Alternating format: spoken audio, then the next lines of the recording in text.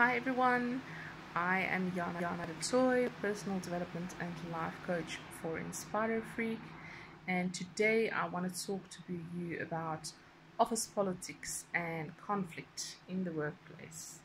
Don't we all go through that? So what is the definition of office politics? When people use their reactions to say what they think others would want to hear instead of saying actually what they want to say. That is office politics. People are unwilling to experience interpersonal discomfort and they rather try to avoid conflict and then actually working things out. So, backstabbing, indirect attacks, gossip, bullying, credit takers, criticizers, all of these types of people and scenarios are caused and worsened by unwillingness to confront the situation or the person head on. Because it's not fun to confront people, hey? But we actually have to. It's very important, and I'll tell you why just now. Open, constructive conflict is productive. If no one is able to raise their point of view and stand up for it, then the team will struggle to make decisions and they won't feel like being vulnerable with each other, which in turn will lead to an absence of trust. Renée Everson created a 5-step process where she teaches us how to navigate through any kind of conflict situation in the workplace. And for me, I found it very, very, very valuable. And I want to share it with you today. So the basic rules for dealing with conflict are, firstly, always remain calm and treat others with respect. Don't overreact. Calm down before confronting someone. Don't try to change people, which is difficult, but don't try to change people. Focus only on changing their behavior. Avoid complaining to people about others, because obviously at the end of the day, it's going to bite you in the ass. Okay, if the discussion gets heated, end the discussion and cool off before attempting to resolve the conflict. Okay, that's the basic rules. And then she goes on to a step-by-step process. So step number 1 is think first. Play out various scenarios. Focus on the facts. Do not assume, because if you assume, you're making an ass out of you and me. Okay, don't assume. Maintain your objectivity. Perceive each person's personality and think it through from their point of view. Do not begin with a you statement. Always use I phrases when starting the conversation. So when you start to speak to someone, not Susan, you always interrupt me when I speak in a conference or whatever. You start with I statements. Susan, I feel very uncomfortable when you interrupt me while it's my turn to speak in a meeting. Okay. So think about how the event or the situation made you feel. Then step number 2 is understanding. Talk about it to the other person. Gain additional facts. Allow the person to vent without interrupting. Let the person know that he or she may be viewing the situation differently than you are. Step number 3. Define the problem or offer your best solution. Make eye contact. State the problem and allow others to agree to offer a solution. Step number 4 is make a compromise. Think of a win-win situation.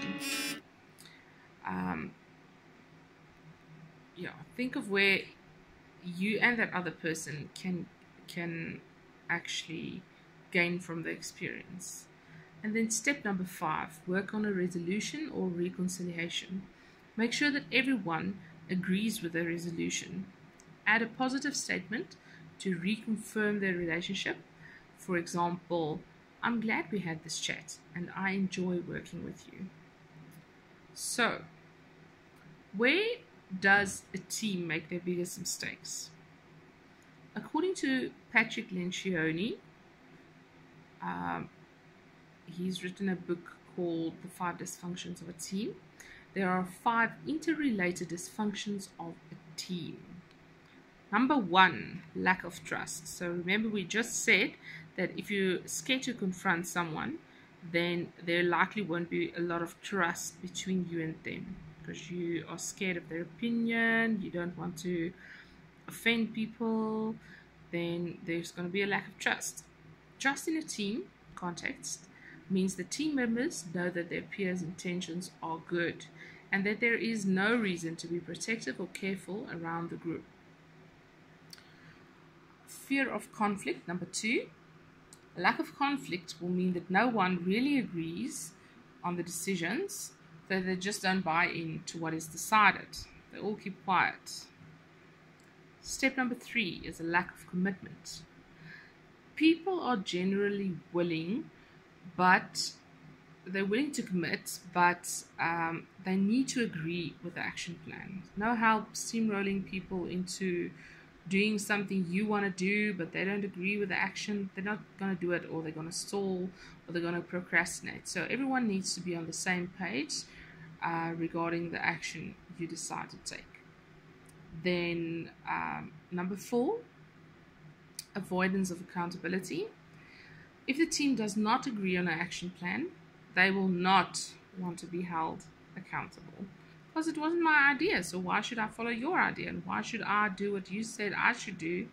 You know, they need to have a kind of an ownership towards the action that they need to take. And number 5, inattention to results. If there is no accountability, there will be inattention to results.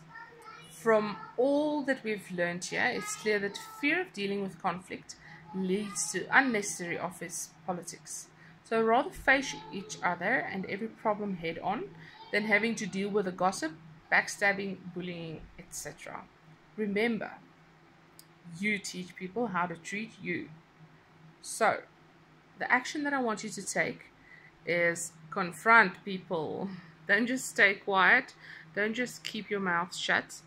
Go and talk to people if you've got a problem, and sort it out. Think of solutions. Let's go through the points again quickly. Okay. Think first. Number 1. Number 2, understand. Come from a point of understanding.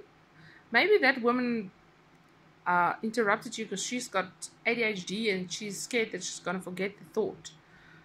And then she interrupts you. She's not actually disrespecting you. She's just scared that she's going to forget what you wanted to say. Or maybe the receptionist that snapped at you this morning, maybe her baby is sick and she is stressed about that. So seek first to understand, then to be understood. So think first, understand. Number 3, define the problem or offer your best solution. See what you can come up with as a solution, and tell them exactly what is bothering you. Don't target the person, target the action that bothered you. And then number 4, compromise. See if you can come up with a win-win solution.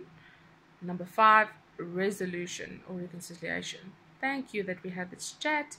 I'm glad that we now are on the same page, blah, blah, blah. Okay? And then just a recap on the dysfunctions of a team. Number 1, lack of trust. Number 2, fear of conflict. Number 3, lack of commitment. They didn't agree to the action plan. Number 4, avoidance of accountability. And number 5, inattention to results. So the bottom line is, don't be afraid to have conflict in the workplace, because that leads to understanding and trust and all of the good things. I am glad you listened to this video today. I hope you have a nice day, and yeah, go and use it. Go and use the info.